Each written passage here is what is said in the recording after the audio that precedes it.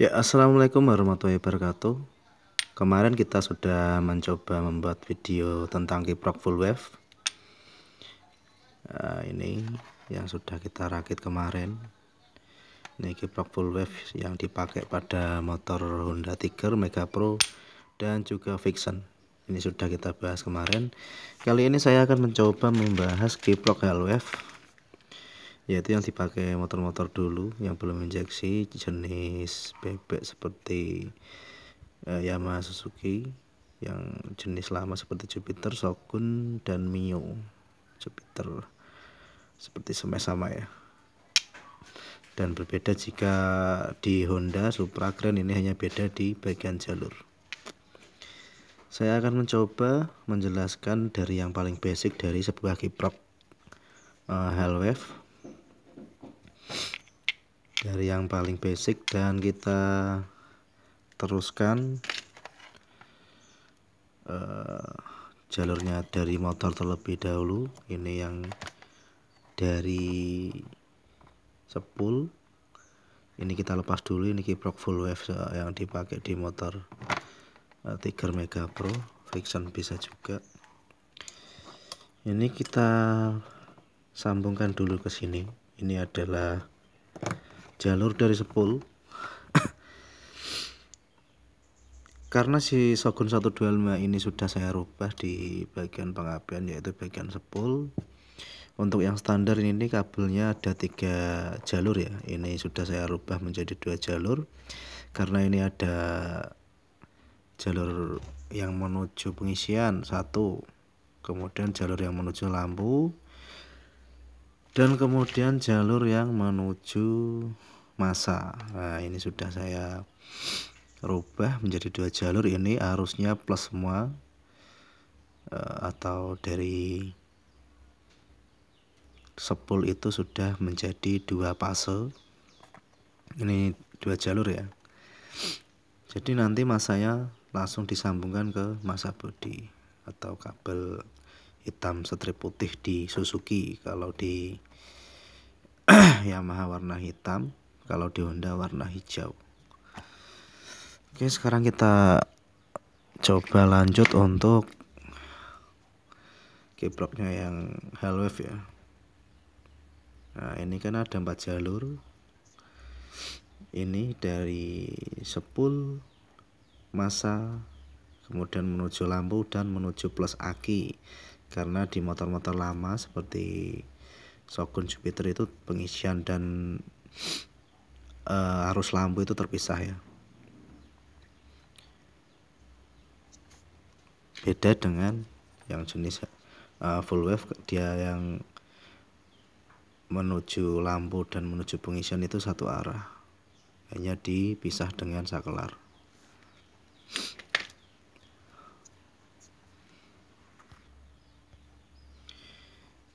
Jadi ini sistem kerjanya pada saat mesin dinyalakan, karena ada terjadi sistem elektromagnet. Jadi pada saat mesin menyala, spool ini mengeluarkan arus ya, karena ada putaran magnet yang mengelilingi rotor atau gulungan spool sehingga menimbulkan arus. Jadi setelah arus ini ada, ini akan diubah oleh kiprok atau regulator rectifier, di mana ini akan menuju ke aki dan menuju lampu.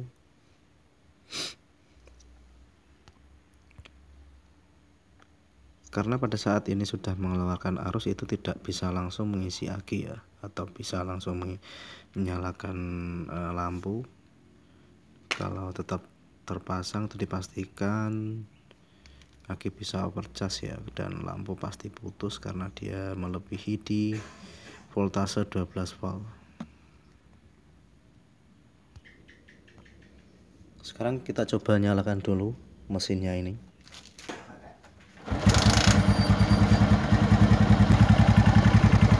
Saat mesin sudah menyala, ini dipastikan arusnya keluar ya.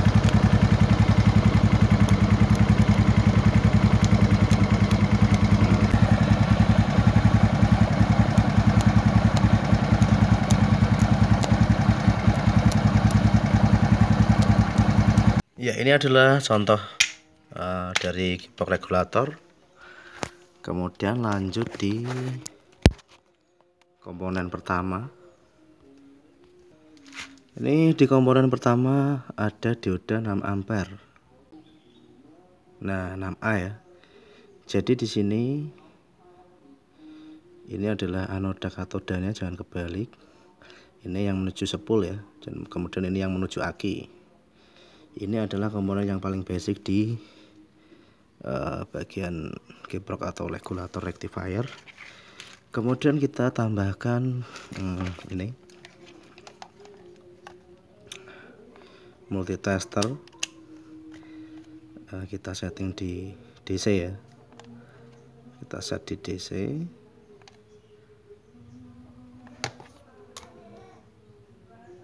Nah, kemudian kita sambung ke bagian spool.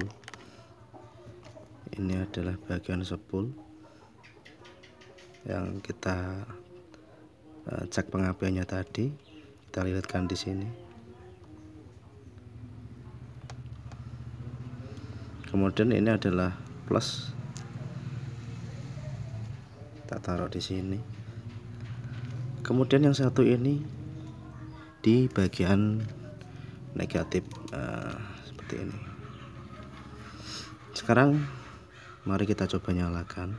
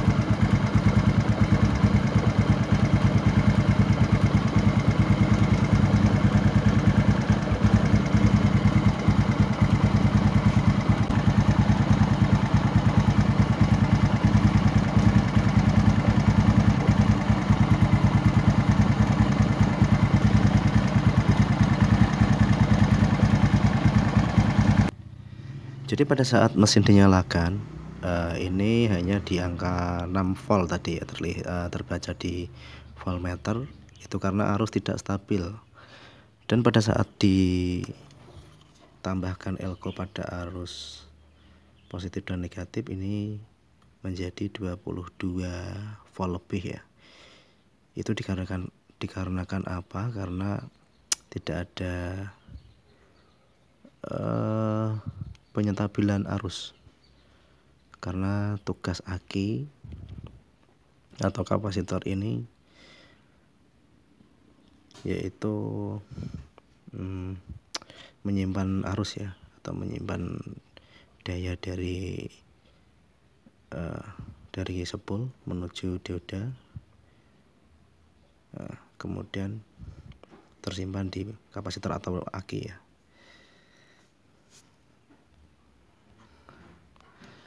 Lalu bagaimana kalau tidak ditambahkan dioda atau penyarang arus pada bagian spool? Ini dipastikan arusnya AC ya, atau alternating current. Ini settingnya di bagian AC volt. Kita setting juga di AC volt pada tester. Coba kita nyalakan dulu, kita cek arusnya. Nah, ini ada 6 volt ya.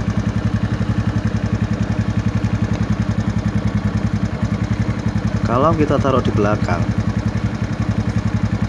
nah ini tidak akan muncul karena arusnya AC ya. Coba kita setting di AC.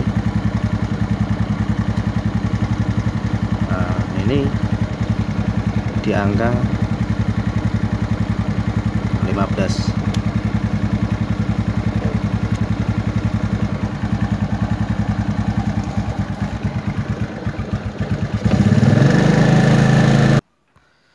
Oke, sekarang kita ukur di bagian aki. Di situ terbaca hanya 11,2 volt. Kemudian kita coba nyalakan mesin.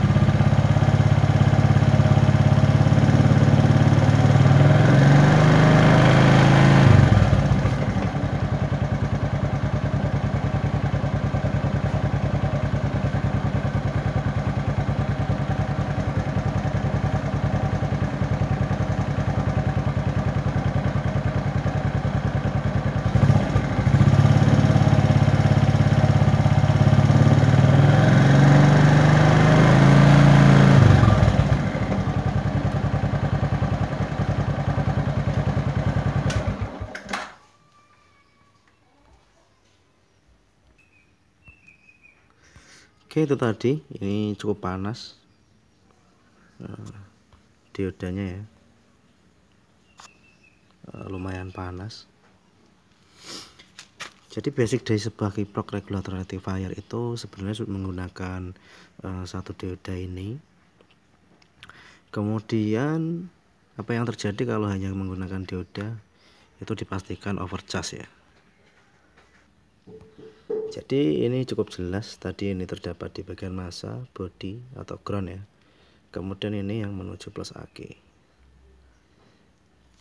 Nah, jadi untuk membuat arus tetap di 12 volt, maka tidak bisa dengan hanya menggunakan dioda ini ya. Tentu ada komponen yang menahan arus itu, yaitu IC SCR ini. Kemudian IC SCR ini tidak bisa bekerja sendiri, itu akan diperintahkan oleh dioda Zener ini. Kemudian dia akan mengirim sinyal ke transistor ini, kemudian transistor akan mengirim ke